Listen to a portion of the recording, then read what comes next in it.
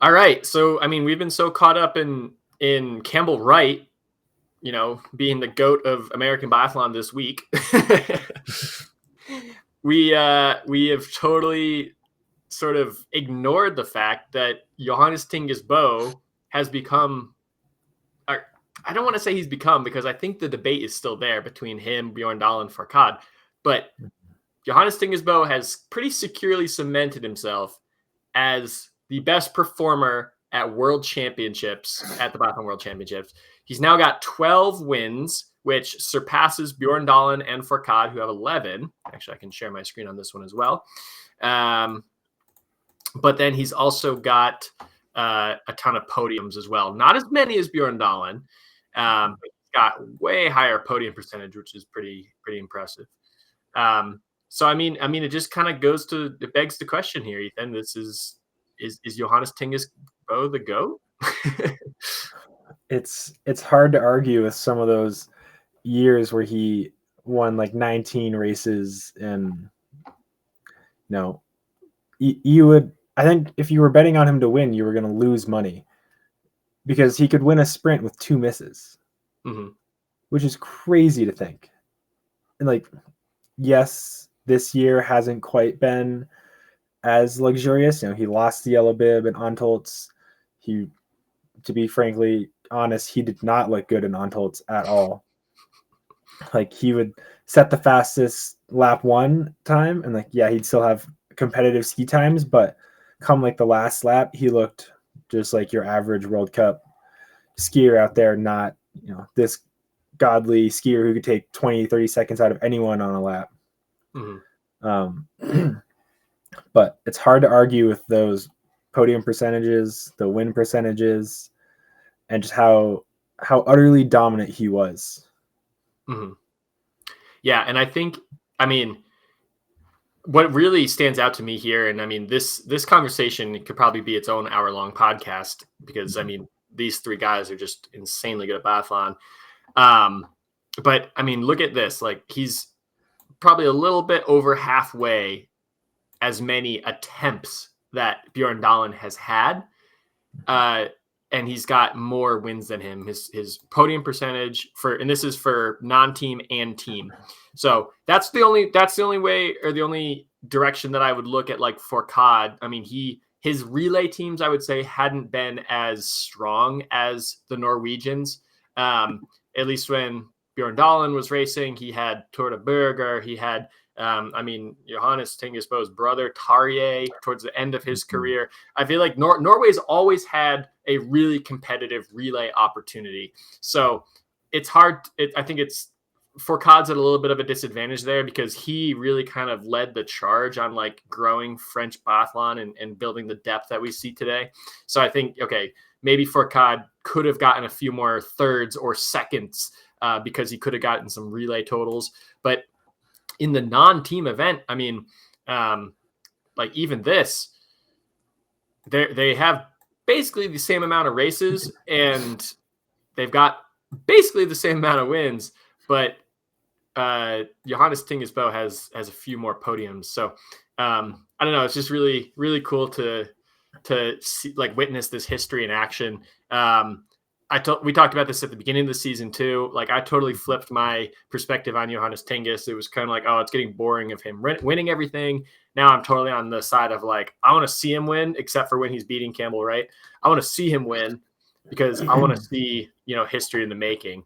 If we go to all top level events, we can see, and this is just for non-team stuff, he's still 5 wins away. Like, 5 wins from getting the most all time.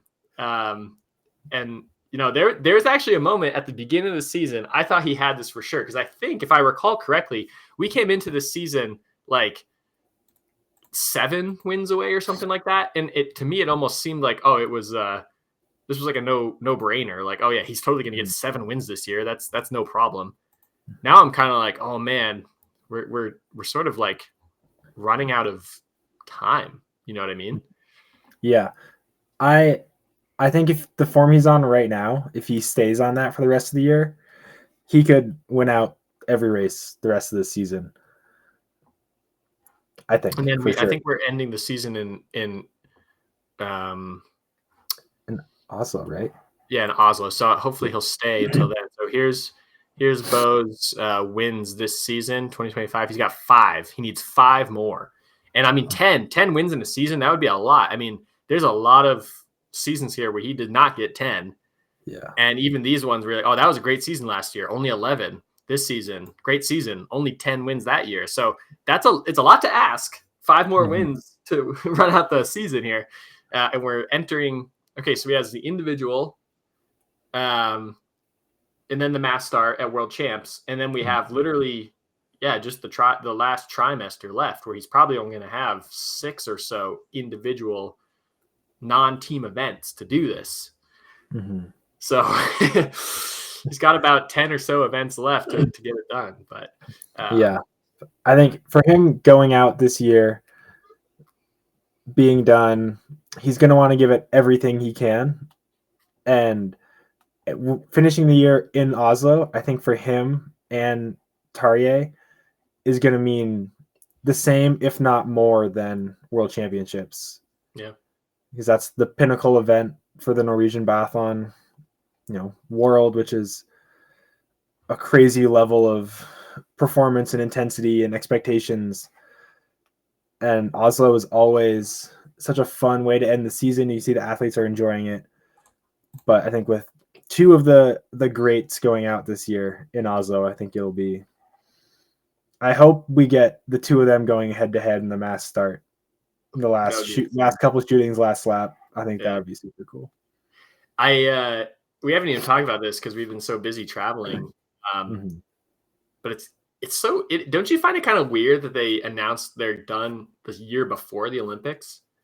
I kind of saw next year as being a natural career-ending finish point for them.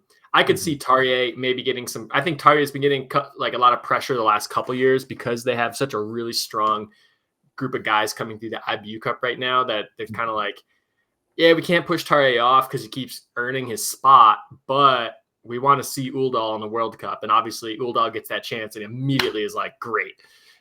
We want to see more Soren. We want to see more Boten. But like, I don't think anyone's pushing Johannes Thingnes Bo to retire. Maybe his wife and his family, but like, I don't know. I just kind of found it weird that like next year it's the Olympics, and it's not like you're going to freaking Beijing under COVID protocol next year. You're going to beautiful sunny Antholz where it's going to be an amazing venue. The Olympics are back in Central Europe, and like, I don't know. I think it's going to be a great Olympics next year, and like, yeah, you're calling it quits the year before, but I don't know. I would love to see the decision making that went into that, or some of the behind the scenes stuff, because I don't know, just interesting to me. Yeah, I guess when you're done, you're done. If he's mentally, emotionally exhausted, physically too, I'm assuming that is totally understandable. It is weird right before the Olympics, but he's won it all. I don't think he feels that he has anything left to prove. And I think what he has left to give isn't enough to push him to keep going. It's kind of my 2 cents and how I think it shook out for him. But yeah, I think now we just have to enjoy the rest of Johannes Thingnes Bo's career as much as we can, because who knows when we're going to see someone like him.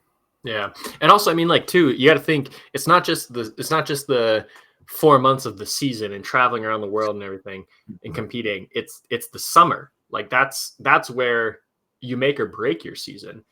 And Johannes Thingnes Bo knows just as well as anyone, so does Tarjei, that with this crew that's coming through, the Campbell Wrights, the Martin Uldals, the Eric Perreaults, like, you have to be top level. Like, you can't just kind of half-ass it and expect to get by.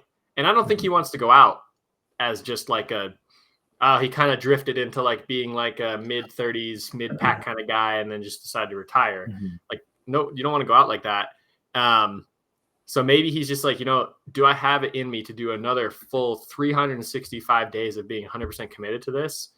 I mean, I guess not, and He's got the family at home. He's got 2 little kids. Like, yeah, he wants to be there for his kids while he's still young, healthy, good shape, and they're growing up, so he can teach them biathlon, So, yeah, I think it's definitely sad to see them go because, I mean, Tarje has always been a favorite of mine, but yeah, I don't know. I just thought the decision right before the Olympics was a little interesting, but yeah, hopefully we can finish out really strong. And I mean, how poetic would that be if it's last lap, lanes 1 and 2, the Bow brothers going for the win in Holmenkollen?